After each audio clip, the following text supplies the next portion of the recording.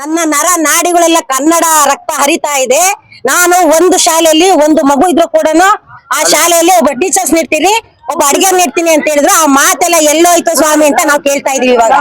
ಆದ್ಮೇಲೆ ಈಗ 40,000 ಸರ್ಕಾರಿ ಶಾಲೆಗಳನ್ನ ಮುಚ್ತಾ ಇದೀರಾ, ಅಡಿಗೆಯವ್ರನ್ನೆಲ್ಲ ಬೀದಿಗೆ ಬಿಟ್ಟಿದೀರಾ. ಅವ್ರ ಮುಂದೆ ಅವ್ರ ಜೀವನದ ಪ್ರಶ್ನೆ ಏನು ಅಂತ ನಾವು ಕೇಳ್ತಾ ಇದೀವಿ. ಆ ಪ್ರಶ್ನೆ ಅವ್ರ ಉತ್ತರ ಕೊಡಕ್ಕೆ ಇಲ್ಲಿಗೆ ಬರ್ಲೇಬೇಕು. ಬರೋ ತನಕ ನಾವು ಬಿಡೋದಿಲ್ಲ. ಮೇಲಾಗಿ ಇವರು ನಮಗೆ ಏನು ಗೃಹಲಕ್ಷ್ಮಿ ಯೋಜನೆ ಅಂತ ಆಗ್ತಾ ಇದಾರೆ. ನಾವು ಕೇಳಿಲ್ಲ ಸ್ವಾಮಿ ನಿಮ್ಮನ್ನ, ನಾವು ನಿಮ್ಮನ್ನ ಕೇಳಿಲ್ಲ. ಗೃಹಲಕ್ಷ್ಮಿ ಯೋಜನೆ ನಮಗೆ ಕೊಡಿ ಅಂತ ನಾವು ಕೇಳಿಲ್ಲ. ಅದೇ ಯೋಜನೆನ 2,000 ಬಂತು ಅಂದ್ರೆ ಅಕ್ಕಿ ಬೇಳೆ ಎಣ್ಣೆ ಬರ್ತಲ್ಲಮ್ಮ, ಬರಲ್ಲ ಸರ್. ಎಲ್ಲಿ ಬರುತ್ತೆ ಸರ್? ಈಗ ಒಂದು ಮುಕ್ತ ಸಂದರ್ಶನವನ್ನ ನಡೆಸ್ತಾರೆ. ನಮ್ಮ ರಾಜ್ಯಾಧ್ಯಕ್ಷರ ಜೊತೆ ಒಂದು ಮುಕ್ತ ಸಂದರ್ಶನವನ್ನ ನಡೆಸ್ತಾರೆ ನಮ್ಮ ಶಿಕ್ಷಣ ಮಂತ್ರಿಗಳು. ನೀವೆಲ್ಲ ಪ್ರೀ ಓಡಾಡ್ತಿದ್ದೀರಲ್ವಾ? ಎಲ್ಲ ಪ್ರೀ ಓಡಾಡಕ್ಕೆ ನಮ್ಗೆ ಟೈಮ್ ಇದ್ದದು 9:00ವರೆಗೆ ಶಾಲೆಗೆ ಹೋಗ್ಬೇಕು. ಶಿಕ್ಷಕರು ಬಂದಿರೋದಿಲ್ಲ. ಅಕ್ಕಿ ನಮ್ಮ ಅಡಿಗೆ ಹೆಣ್ಮಕ್ಳ ಹತ್ರ ಇರ್ತದೆ. ಬಾಗಲ್ ತೆಗಿಬೇಕು, ಹಾಲು ಕಾಯಿಸ್ಬೇಕು, ಪ್ರೈವೇಟ್ ಮುಂಚಿತವಾಗಿ ಹಾಲು ಕೊಡ್ಬೇಕು ಮಕ್ಕಳಿಗೆ. ಎಲ್ಲಿಂದ ನಾವು ಪ್ರೀ ಬಸ್ಸಲ್ಲಿ ಓಡಾಡಕ್ಕೆ ನಮ್ ಟೈಮ್ ಇದ್ದದು. ಜೊತೆಗೆ ಅವರು ಪಾಠ ಮಾಡಿರೋ ಅವಕಾಶ ಮುಗ್ದಿರ್ತದೆ, ನಮ್ಮ ಹೆಣ್ಮಕ್ಳು ಪಾಠ ತೊಳೆದು ಮುಗ್ದಿರೋದಿಲ್ಲ. ಯಾಕೆ? ಇವಾಗ NGO ಇಂದ ಮೊಟ್ಟೆ ಕೊಡ್ತಾವ್ರೆ.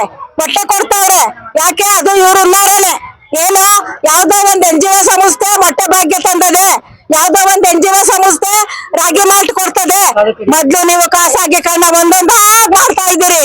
ನಿಮ್ಮ ಹುನ್ನಾರ ಸರ್ಕಾರವನ್ನ ಆಳ್ವಿಕೆ ಮಾಡ್ತಿರೋರು ನೀವು ಎಂತ ಜಾಣರು ಅಂತ ನಮಗ್ ಗೊತ್ತಿಲ್ವೇ? ಅಂತ ಒಂದು ಜಾಣ ಸರ್ಕಾರವನ್ನ ಇವ್ರನ್ನ ಇಳಿಸ್ಬಿಟ್ಟು ಮುಂದಿನ ದಿನಗಳಲ್ಲಿ ನಮ್ಮ ಸಂಘಟನೆ ವತಿಯಿಂದ ನಾವು ಒಬ್ಬ ನಾಯಕಿ ಹೆಣ್ಮಗಳನ್ನ ನಾವು ಆಯ್ಕೆ ಮಾಡ್ತೀವಿ. ನಮ್ಮನೆ ಬಾಗಿಲು ಬರ್ತಾರೆ, ಪಾಠ ಕಲಿಸೋ ದಿನ ಬರ್ತದೆ, ಕಲಿಸ್ತೀವಿ. ನಮಗ್ ಗೊತ್ತು, ನಾವು ಮುಂದಿನ ದಿನಗಳೇ ಕಲಿಸ್ತೀವಿ. ಆದ್ರೆ ಇವಾಗ ನಮ್ಗೆ ಬರ್ಬೇಕು. ನೀವು ಮಾತಾಡ್ತೀರಿ, ಗೃಹಲಕ್ಷ್ಮಿ ಎಲ್ಕ ಬರ್ತಿದ್ಯಾ ಅಂತ ಕೇಳ್ತೀರಿ. ನೀವು ನಮ್ಗೆ ಕೂರ್ಸ್ಕೊಂಡು ಗೃಹಲಕ್ಷ್ಮಿನ ನೀವು ಕೊಡಿ ಅಂತ ನಾವು ಕೇಳಲಿಲ್ಲ. ನೀವು ಓಟ್ ಹಾಕಿಸ್ಕೊಳಕ್ಕೆ ನಿಮ್ ಬೇಳೆ ಬೇಯಿಸ್ಕೊಂಡ್ರಿ. ನಾವೇನ್ ಕೊಡಿ ಅಂತ ಕೇಳಿದ್ವಿ? ನಮ್ಗೆ ನಿರಂತರ ಸಂಭಾವನೆ ಬೇಕು. ನಾವ್ ಅದು ನಿಮ್ ಕೊಡಿರಿ, ಬೇಡವೇ ಬೇಡ. ನಮ್ ಬಿಸಿಯೂಟದ ಹೆಣ್ಮಕ್ಳಿಗೆ ನಮ್ಗೆ ಆ ಗೃಹಲಕ್ಷ್ಮಿ ಬೇಡ, ನಮ್ಗೆ ಸಂಭಾವನೆ ಕೊಡಿ ಅಂತ ಕೇಳ್ತಾ ಇದೀವಿ. ಸಂಭಾವನೆ ಕೊಡಿ ನಮ್ಗೆ.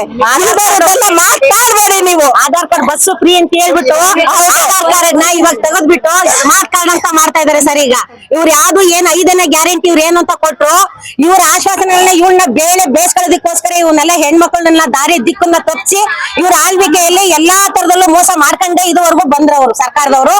ಇನ್ನು ಮುಂದೆ ಆ ತರ ನಡೆಯಕ್ಕಾಗಲ್ಲ ಸ್ವಾಮಿ. ನಮಗೆ ಗೃಹಲಕ್ಷ್ಮಿ ಯೋಜನೆ ಬೇಡ. ದುಡಿಯತಕ್ಕಂತ ಹೆಣ್ಣು ಮಕ್ಕಳಿಗೆ ಅದೇ 2,000 ರೂಪಾಯಿನ ವೇತನವಾಗಿ ಅವ್ರಿಗೆ ಕೊಟ್ರೆ ಅವ್ರ ಬಡವರು ಅವ್ರ ಜೀವನನ ನಡೆಸ್ತಾ ಇರ್ತಾರೆ ಅಂತ ನಾವ್ ಹೇಳಕ್ ಇಷ್ಟಪಡ್ತೀವಿ. ಎಲ್ಲಿಯ ತನಕ ಹೋರಾಟ, ಗೆಲ್ಲುವ ತನಕ ಹೋರಾಟ, ಎಲ್ಲಿಯ ತನಕ ಹೋರಾಟ, ಗೆಲ್ಲುವ ತನಕ ಹೋರಾಟ, ನ್ಯಾಯಕ್ಕಾಗಿ ಹೋರಾಟ, ನ್ಯಾಯಕ್ಕಾಗಿ ಹೋರಾಟ, ನ್ಯಾಯಕ್ಕಾಗಿ ಹೋರಾಟ, ನ್ಯಾಯಕ್ಕಾಗಿ ಹೋರಾಟ. ESI ಯೋಜನೆ ಏಕೆ ಬೇಕು? ESI ಯೋಜನೆ ಏಕೆ ಬೇಕು? ಸರ್ಕಾರದ ಕೈಪಿಡಿಯಲ್ಲೇ ಸರ್ಕಾರಿ ಶಾಲೆಗಳು ನಡೆಯಲೇಬೇಕು, ನಡೆಯಲೇಬೇಕು, ನಡೆಯಲೇಬೇಕು. ಸರ್ಕಾರಿ ಕೈಪಿಡಿಯಲ್ಲೇ ಸರ್ಕಾರಿ ಶಾಲೆಗಳು ನಡೆಯಲೇಬೇಕು, ನಡೆಯಲೇಬೇಕು, ನಡೆಯಲೇಬೇಕು. ಖಾಸಗೀಕರಣ ಬೇಡವೇ ಬೇಡ, ಖಾಸಗೀಕರಣ ಬೇಡವೇ ಬೇಡ. ಹಂಗಾಮಿ ಕೆಲಸ ಬೇಡವೇ